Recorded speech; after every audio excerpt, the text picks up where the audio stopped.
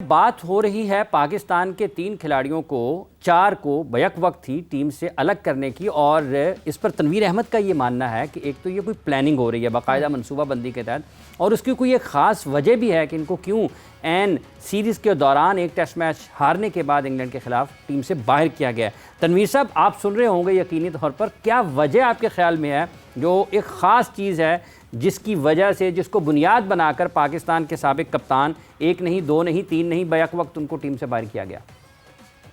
देखिए, उसकी वजह है जो मुझे ऐसे लगती है। देखिए, ये जो टेस्ट मैच के लिए जो इतना 50 लोगों का टोला एक बैठा था क्रिकेट बोर्ड के अंदर, जिसमें से मेंटोर्स भी थे, क्रिकेट बोर्ड के लोग भी थे, इन लोगों का क्या काम था? क्या आप समझते हैं कि ये सेकंड टेस्ट मैच के लिए लोग बैठे हुए थे? मैं नहीं समझता ये सेकंड टेस्ट मैच के लिए लोग बैठे हुए थे, क्योंकि टेस्ट मैचेस की टीम अनाउंस करने के लिए आपके पास सिलेक्टर्स बहुत होते हैं, आपके पास कोच बहुत है, आपके पास कप्तान बहुत है।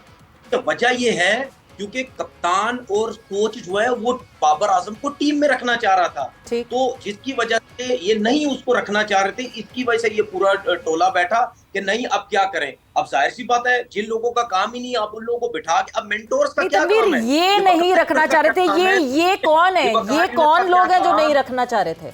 ये नहीं रखना चाह रहे थे। ये वकार यूनुस का क्या काम, ये मिसबा का क्या काम, ये शोएब मलिक का क्या काम, इवन सरफराज का क्या काम? वो तो उल्टा ही था, वो टीम के अंदर ही वो मीटिंग में आगे ड्रॉप हो गया। इन लोगों का क्या काम है कि सिलेक्शन कमेटी के बीच में रह के आप टीम अनाउंस कर रहे हैं? इनका कोई काम है? ये दुनिया में कहीं नहीं होता। दूसरी बात ये कि भाई, मैं भी कहता हूं किसी भी लड़के की फॉर्म नहीं होती, ठीक है आप उसको रेस्ट करवाते हैं, लेकिन जो आपकी टीम का सबसे टॉप का प्लेयर होता है ना, उसको इस तरह बेइज्जत करके किसी बड़ी सीरीज में नहीं करवाते। अगर बांग्लादेश से पहले अगर कोई तरीके का अक्लमंद कोई आदमी होता, कोई सिलेक्शन कमेटी में कोई ऐसा बंदा होता या बोर्ड के कोई ऐसे लोग होते, वो बाबर आजम के साथ बैठते। देखें, वो इदारा सारा कसूरवार होता है। जिस इदारे के अंदर एम्प्लॉयज काम करते हैं, अगर वो अपने एम्प्लॉयज को कन्विंस ना कर सके, उनको ना समझा सके, ये उस बंदे का काम नहीं होता, ये इदारे का कसूर होता है। यानी तनवीर, मुझे एक क्लैरिटी दे दीजिए, यानी ये कि आपको बाबर आजम के ड्रॉप होने से कोई इख्तिलाफ नहीं है, जो तरीका जिस तरह इस्तेमाल किया गया वो उससे आपको प्रॉब्लम है कि ये तरीका सही नहीं था? देखें, मैं इसीलिए बार बार मिसाल देता हूँ ना, एक कंपनी होती है ना, उसमें 2 किस्म के लोग होते हैं। एक नॉर्मल एम्प्लॉय होता है जो नॉर्मल काम कर रहा है, एक वो एम्प्लॉय होता है जो कंपनी को उठा के रखा होता है, कंपनी की रेपुटेशन बना के रखी हुई होती है। आप दोनों के साथ एक जैसा एटीट्यूड नहीं करते भाई। दुनिया बेवकूफ नहीं है कि सारे क्रिकेटर बैठ के कह रहे कि यार ये स्टूपिड किस्म का ये फैसला किया कि जो बाबर आजम को हटाया है। दूसरी बात ये किसका कसूर है? सारे कहते हैं जी बाबर ने क्रिकेट बर्बाद की, बाबर ने। यार, आप लोगों को एक प्लेयर तो टैकल नहीं करना आता, ठीक है? बाबर इतना बच्चा, इतना बेवकूफ, इतना फारिग आदमी नहीं है कि उसको समझ नहीं आ रही कि यार मुझे भी रेस्ट करना चाहिए, ये सब कुछ करना चाहिए। आपने बाबर आजम के साथ आपने शाहीन का भी बेड़ा गर्क कर दिया, आपने उसका भी कॉन्फिडेंस लेवल बिल्कुल खराब कर दिया। वो कैसे आपने उसको, वो टीम में रहा, व्हाइट बॉल क्रिकेट से इतना अच्छे चल रहे थे, उसको लालच लगाई गई कप्तानी की, उसके बाद उसको कप्तान बनाया गया, फिर उसको जिस तरीके से हटाया गया।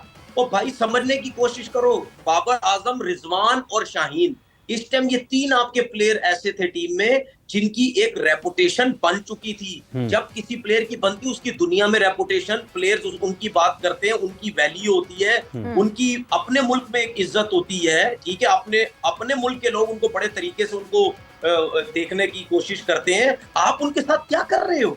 आपने शाहीन को और नसीम शाह को आप खुद अपने हाथों से खराब कर रहे हैं।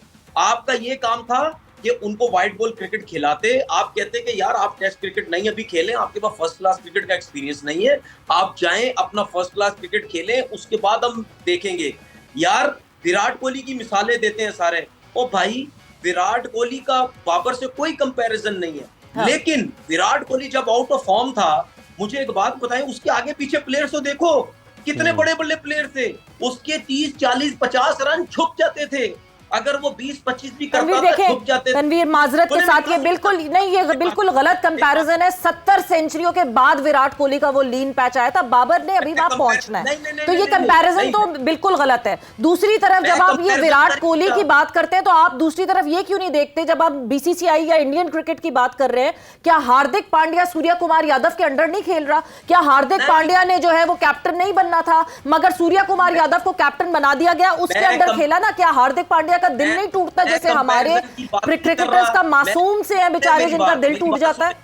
मैं कंपैरिजन की बात नहीं कर रहा, मैं ये बात कर रहा हूं कि उस टीम के अंदर विराट कोहली ऐसा प्लेयर था कि पूरी दुनिया उसको देखना चाहती थी कि वो बड़े बड़े रन्स करे। ठीक है, जब वो नहीं रन्स करता था 2-3 साल वो अगर आउट ऑफ फॉर्म रहा, उसकी बैटिंग की तरफ ध्यान इस वजह से नहीं जाता था, जब उसकी टीम जीतती रहती थी, दूसरे परफॉर्म करते रहते थे। ठीक है, मैं क्यों बाबर आजम को हाईली रेट करता हूं? ठीक है, मैं इस वजह से करता हूं, ये जो लोग कहते हैं ना कि नेपाल के खिलाफ रन कर दिए, जिम्बाब्वे के खिलाफ, भाई मैं पाकिस्तान क्रिकेट के सब बैट्समैनों को चैलेंज करता हूं, आज आपके शो में बैठ के चैलेंज करता हूं, जाओ वीक टीम के खिलाफ रन किए ना, जाओ तुम लोग भी कर लो जाके। अगर वो वीक टीम के खिलाफ 2-3 साल रैंकिंग में पहले नंबर पर है, जाओ तुम लोग भी कर लो जाके। मैं देखता हूं कितने बड़े चैंपियन है भाई। इतनी माठी टीम के साथ बीच में रह के अगर उसने इतने रन्स किए तो ये बहुत बड़ी बात है। वो अकेला होके रन्स करके इतने बड़े वो रैंकिंग में सबसे ऊपर आ रहा है।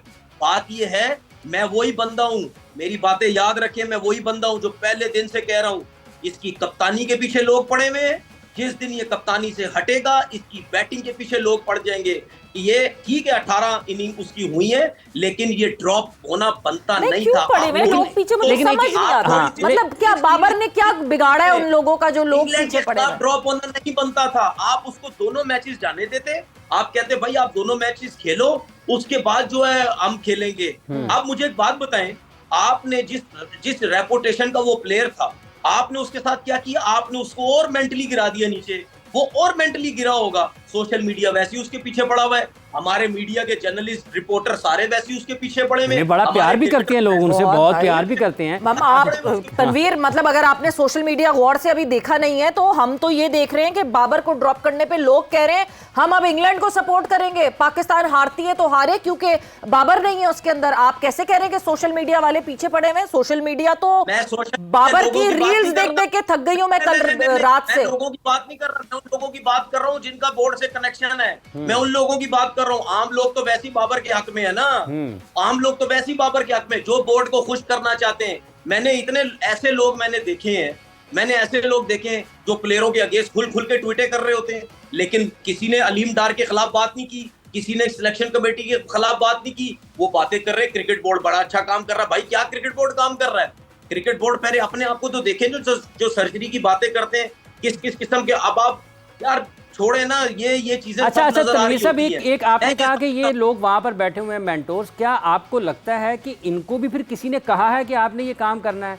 क्योंकि अगर जैसन ये चाहते हैं, शान ये चाहते हैं, या टीम मैनेजमेंट ये चाहती थी कि बाबर आजम को टीम का हिस्सा रहना चाहिए, सिलेक्शन कमेटी का फैसला अगर है, मेंटोर्स का इसमें की उनकी मदाखलत है, या फिर उनको भी कहीं ने ऊपर से किसी ने कहा है? बिल्कुल जाहिर सी बात है, दाखलत है किसी की। तरीकेकार ये होना चाहिए कि सिलेक्शन कमेटी, कोच और कप्तान का फैसला होता है कि हमें कौन सा बंदा चाहिए, ठीक है ना। आप बाबर, अगर वो चाहते थे आप बाबर आजम के साथ उनको जाने देते, अगले दोनों टेस्ट मैचेस में बाबर कुछ नहीं करता, तो फिर आप उन लोगों को बुलाते, फिर क्रिकेट बोर्ड के चेयरमैन उनके सामने बिठाते, क्रिकेट बोर्ड के चेयरमैन को, जैसन गिलेस्पी को, और कप्तान को और टीम मैनेजमेंट को, कि भाई हमने आपको कुछ नहीं बोला था, आपने 2 मैचेस और उसको दिए, उसकी कोई परफॉर्मेंस नहीं, अब आप मुझे बताएं आपने खिलाया। वो उनसे पूछें।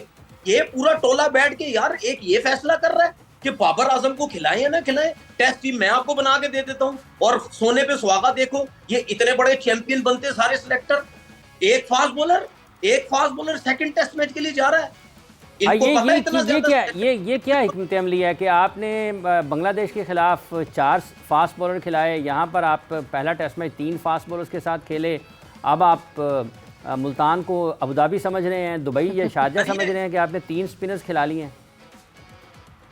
भाई यही तो मेरा कहने का मकसद है ना कि ये इतने बड़े चैंपियन बनते सारे सिलेक्टर, इतनी समझ है इन लोगों को। जाहिर सी बात है जिस सिलेक्शन कमेटी में अलीम डार और चीमा साहब होंगे वो सिलेक्शन कमेटी क्या होगी।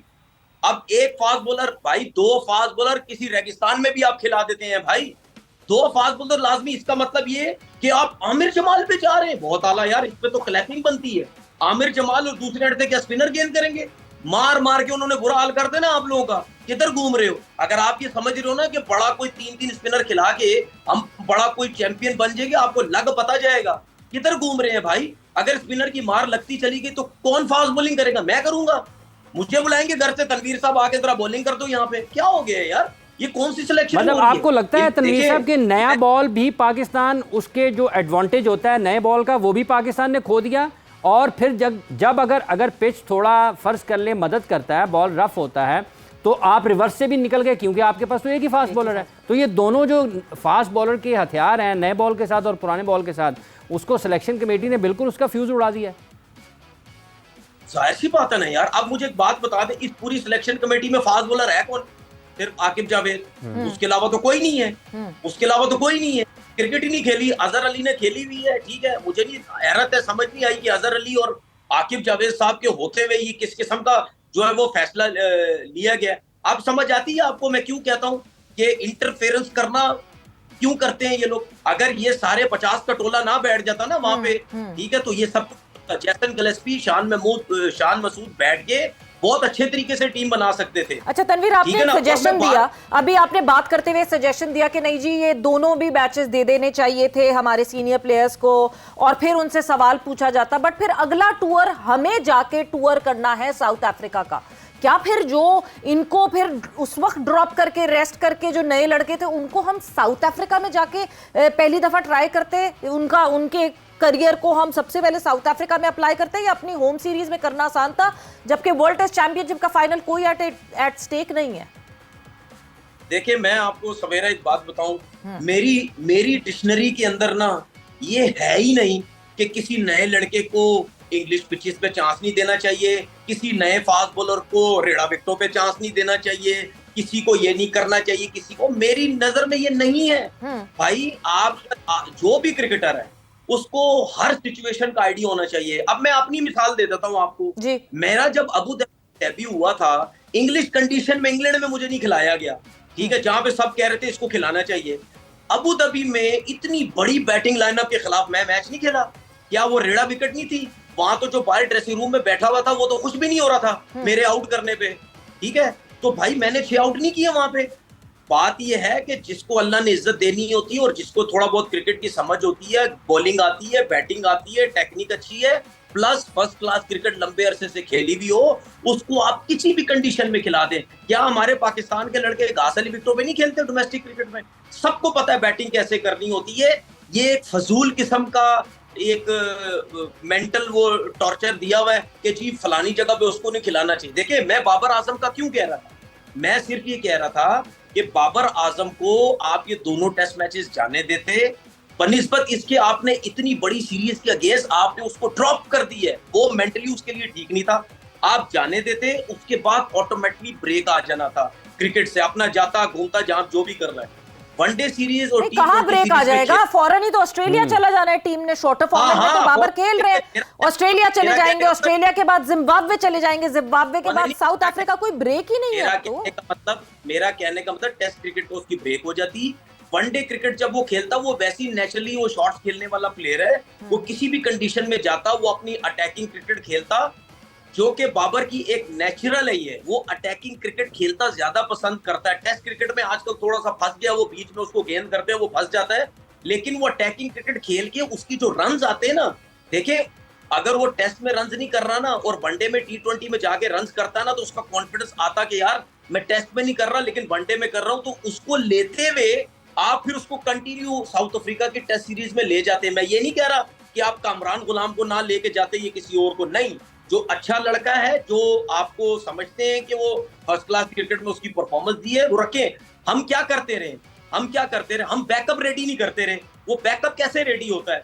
जिम्बाब्वे के खिलाफ बोल बोल के थक गए। रिजवान इसको, शाहीन को रेस्ट करा दो, नसीम को रेस्ट करा दो, बाबर को रेस्ट करवा दो। लड़के खुद रेस्ट नहीं करते तनवीर, आप इसी सिस्टम का हिस्सा रहे हैं। लड़के खुद रेस्ट नहीं करते। इवेंचुअली जब इस तरह फोर्सफुली रेस्ट करवाया जाता है तो फिर सब पीछे पड़ जाते तेल पानी लेकर।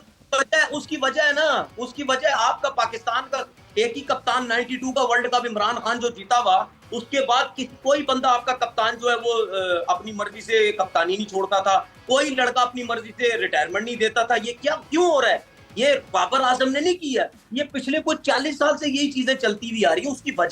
उसकी वजह ये है क्योंकि आपके लड़के जब टीम छोड़ने की कोशिश करते हैं, उन सबको पता है कि यार भाईजान साड़ी वापसी उन्नी है, हम वापस खत्म हो गया ये बात। ठीक है, वजह ये है आप कॉन्फिडेंस रखते ही नहीं। इंडिया की मिसालें देते हैं भाई, रोहित शर्मा, विराट कोहली, हार्दिक पांड्या, कोई भी वीक लड़के हैं, जितने नए लड़के भी हैं, उन सबको पता है कि अगर हमें रेस्ट करवाया जाएगा, बिठाया जाएगा, उसके बाद हमें लाया भी जाएगा। यहाँ पे तो क्या ज्यादा है, आपने मिकी ऑर्थर की ट्वीट सुनी नहीं है? उसने क्या बोला है? सियासत भरी पड़ी है, मीडिया इन्वॉल्व है इस क्रिकेट के अंदर। भाई ऐसे क्रिकेट नहीं चलती।